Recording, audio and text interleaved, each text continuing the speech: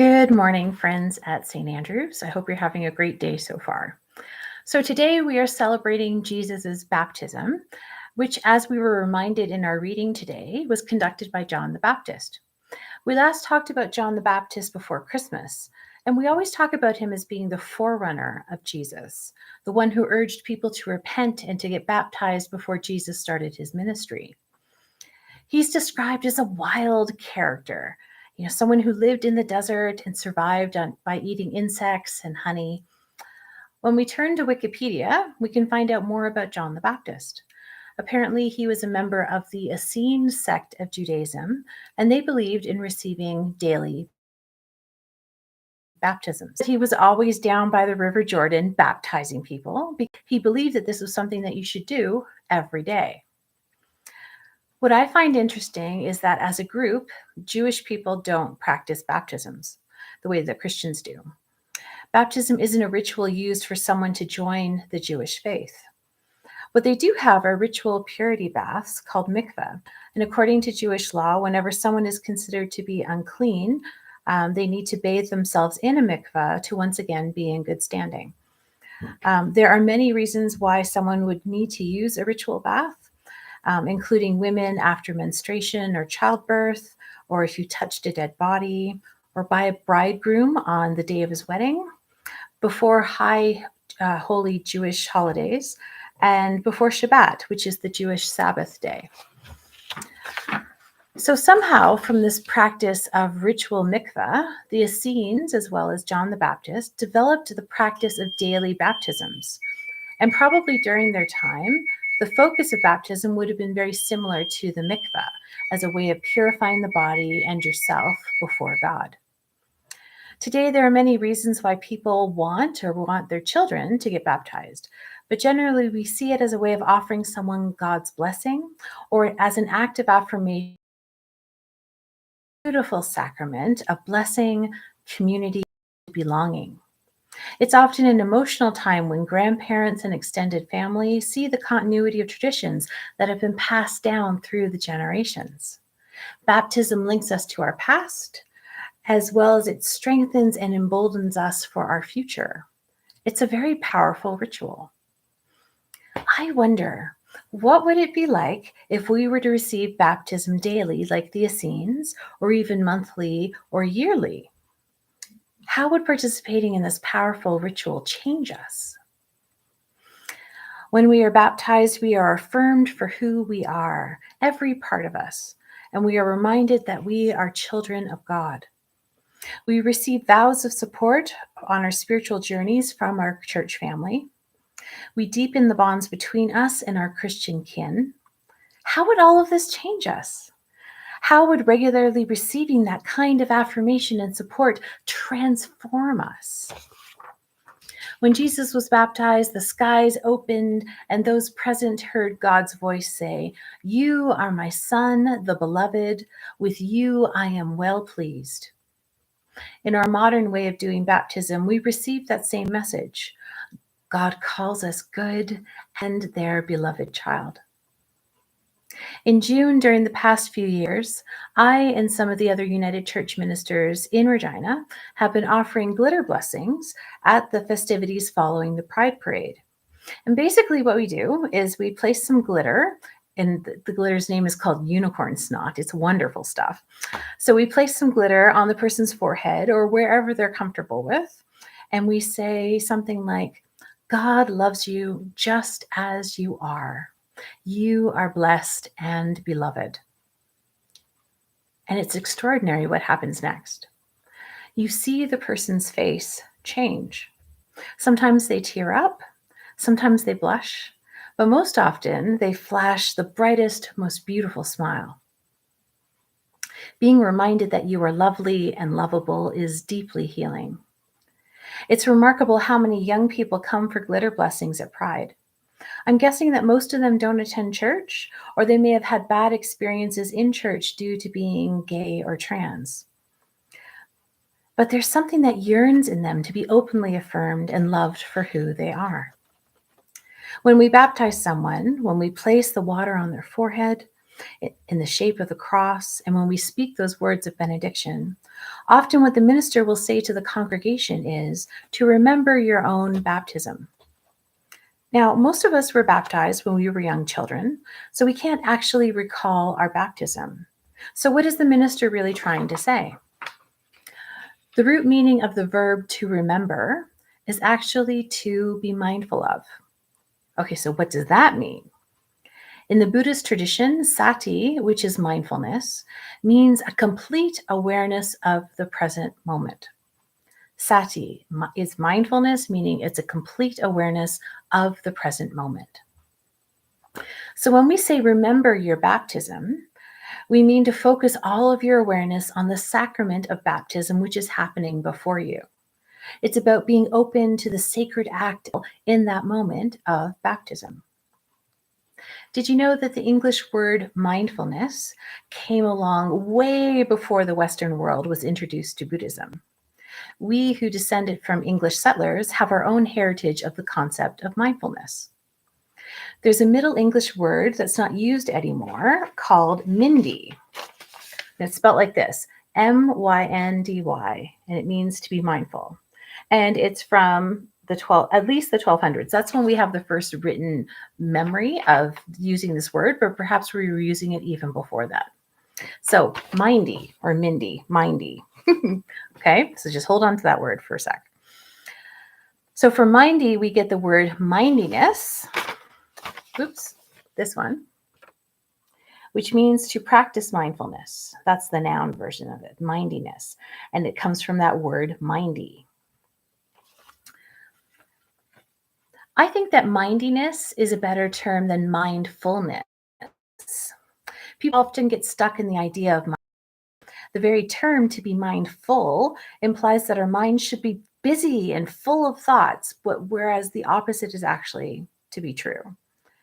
To be mindful, which I'm going to call practicing mindiness from now on, is to quiet your thoughts or to set them aside so that you can be fully present to what is and to what your five senses are experiencing in the moment.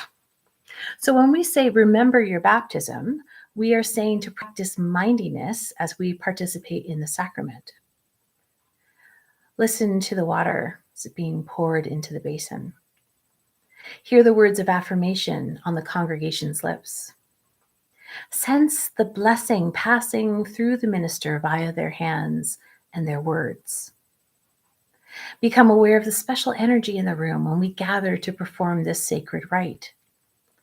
Allow the words of belovedness, affirmation, and blessing echo in your own heart. That's what we mean by mindiness. This is what we mean when we are encouraged to remember our baptism. It is to make the blessing come alive for everyone present, not just the person being baptized, but everyone. In Heritage United's baptism pamphlet, it states that baptism is a sacrament, and a sacrament is a symbolic action or ritual by which people of faith encounter the presence and goodness of God. In a sacrament, ordinary things like water, bread, and wine are used to point us to God and to God's love, reminding us of the sacred in life. The more that we have in our lives that point us towards the sacred, the more sacred our lives become. It's not about becoming holy or better than. It's about becoming aware of God's presence in our very lives and in the very fabric of our being. There are many ways to practice mindfulness or mindiness. Participating in sacraments is one. Spending time in prayer and meditation is another. Walking a labyrinth or going for a stroll in nature is yet another. Can you think of other ways that you slow down and seek God's presence? The point is to find one or more ways to cultivate mindiness in your life that work for you and to do them. And do them often and joyfully, not reluctantly or just because they're printed on your calendar, right? To actually immerse yourself in the experience. Make it a habit to practice being present to the presence of God. I'd like to read you an invitation to practice mindiness by Sarah Bessey. This writing is called Instructions for an Evening of Your Life. And you'll notice that the idea of baptism is woven into this reflection. May it spark for us a desire to reconnect with God right now, today. And I hope it will inspire you to go home and cultivate your own way of quieting your mind, being present, and practicing mindiness. All right, so here we go. It's from A Rhythm of Prayer. And this is called Instructions for an Evening of Your Life. Find a bit of water to look at. It doesn't have to be much. Maybe a pond, a river, a creek, or a lake.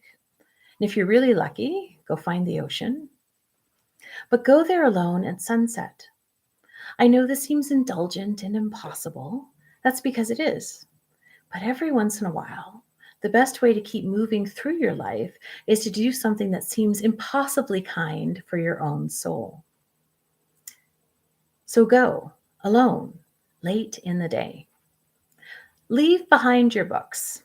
Leave behind your prayer journal. Leave behind the notebooks and schedule planning. Leave behind your mobile phone. If you're in a good spot, there won't be any reception there anyway. And here is your assignment. Sit down and watch the water. That's exactly it. Sit in silence at the edge of the water and learn to be satisfied. This is the tricky part when your life is full of with good and necessary and hard things, I know. Your mind will jump around from thing to thing to thing. You'll feel guilty and you'll feel indolent, which means being lazy. You'll feel like time has slowed down. You'll start to think that you'll need to make this time count for God. And so you'll start to formally pray in the ways that you've been taught to pray. Well, just stop that. Then you'll want to journal or read about God in a book that you've been meaning to get because you think you really need to grow spiritually. And the only way that you're going to do that is to try harder. You'll get restless. You'll think of all the things you should be doing. Then you'll remember how, when you were a kid, just to be in a place without compulsively needing to check text messages or chase around getting things done. And you'll think, I didn't used to be so fragmented and urgent. Be silent and watch the water. Do one thing right now and do it with your whole self.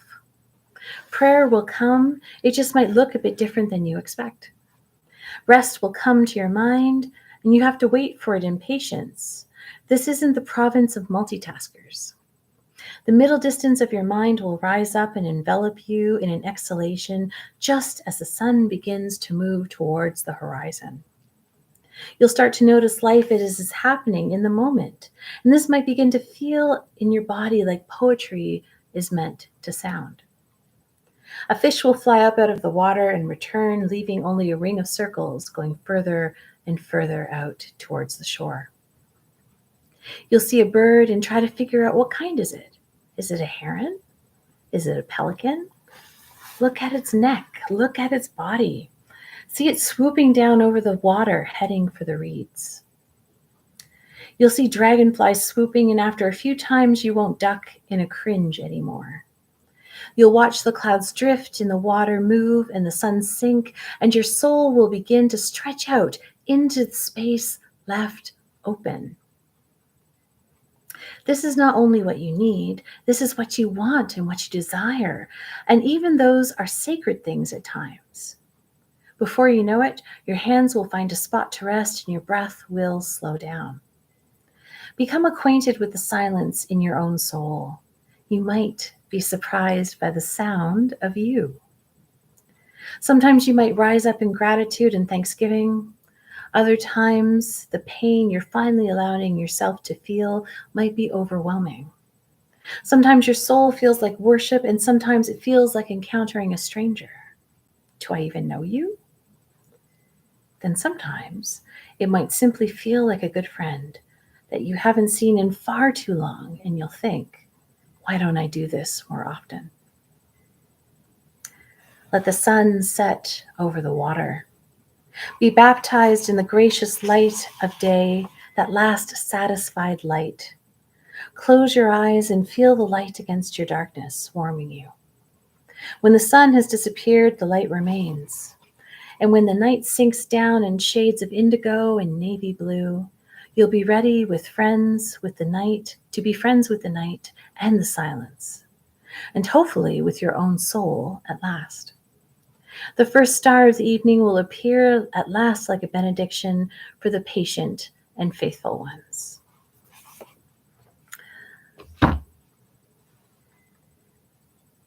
My friends, may you practice mindiness this week. May it become a habit. May it become something that you look forward to. It may become something that nurtures your soul. We just have to give ourselves the time and the space and the awareness to do it. So I really hope that this is something you try this week. I do have an announcement for you, just a reminder. This is the week of prayer for Christian unity. So there is an ecumenical church service, meaning that many different churches from the Lumsden area have been invited and will be helping to lead the service. So all are invited. It's on Wednesday evening this week at 7 o'clock, and it's at the Shepherd of the Valley Lutheran Church. So I hope to see you out there. It'll be good for us to meet with our Christian neighbors and get to know them a little bit more, and to share in this time of prayer for Christian unity. So take care, my friends. I hope you have a wonderful week. Hope to see you on Wednesday, and I look forward to seeing you next Sunday. Take care. Bye.